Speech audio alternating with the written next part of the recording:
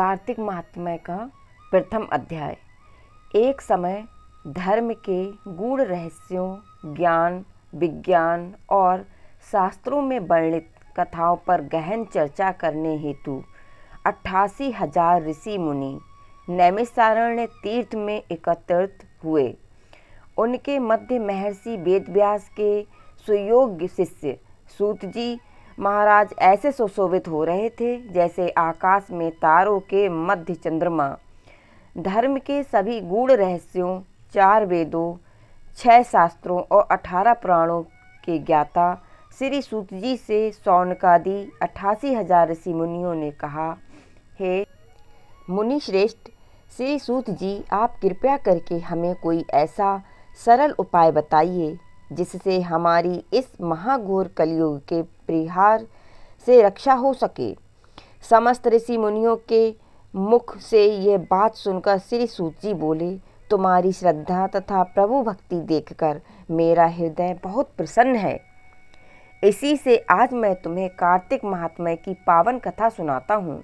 इसके सुनने से इस कलिकाल में मनुष्य के समस्त पाप नष्ट हो जाते हैं और मनुष्य वैकुंठ में वास पाता है। सो आप सावधान होकर सुनिए। एक समय सभी जीवों का भला चाहने वाले ब्रह्मा जी के पुत्र श्री नारद मुनि ब्रह्मलोक में पहुंचकर जगत रचयिता श्री ब्रह्मा जी को नतमस्तक प्रणाम करके विनीत भाव से पूछने लगे, हे जगत पिता, आप कृपया करके आप कोई ऐसा धर्मोपदेश सुनाने की कृपा करें जो इस कलिकाल में सब पापों को नष्ट करके मोक्ष देने वाला हो। नारद जी की श्रद्धा युक्त बात सुनकर ब्रह्मा जी बोले, हे पुत्र, तुमने संसार के कल्याण हेतु ये बात पूछी है। तुम्हारी भगवान के चरणों में सच्ची श्रद्धा और भक्ति देखकर आज मैं तुम्हें कार्तिक मास का पावन महात्म्य सुनाता हूँ, जिसके पढ़ने और श्रवण करने से मनुष्य समस्त पाप नष्ट हो जाते हैं और वह इस संसार से सुख भोगकर अंत में वैकुंठ धाम को प्राप्त करता है। ये कार्तिक मास भगवान को अत्यंत प्रिय है।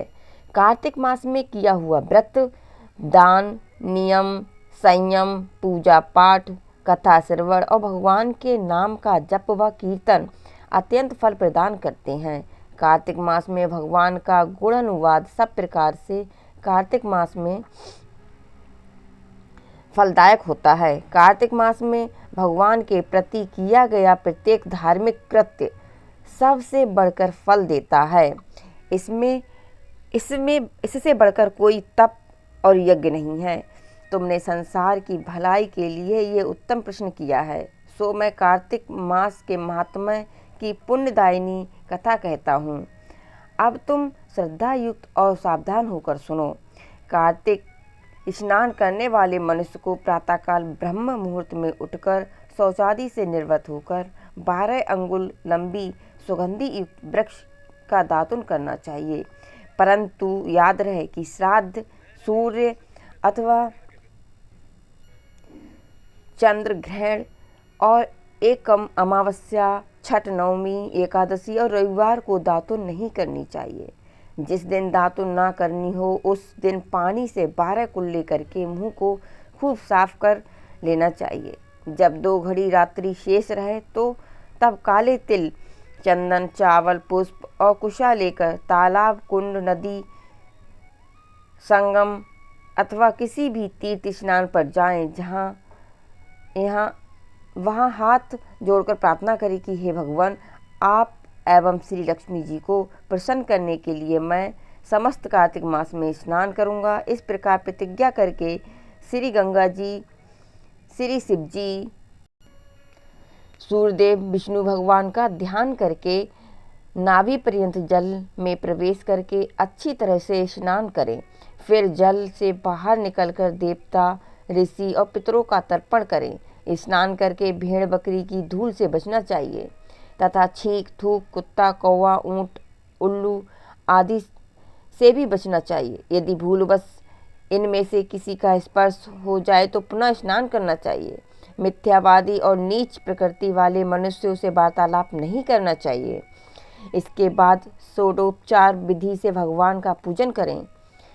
भगवान को अर्घ्य देवें और प्रार्थना करें कि हे भगवान, आप श्री राधा जी सहित मेरे इस अर्घ्य को ग्रहण कीजिए।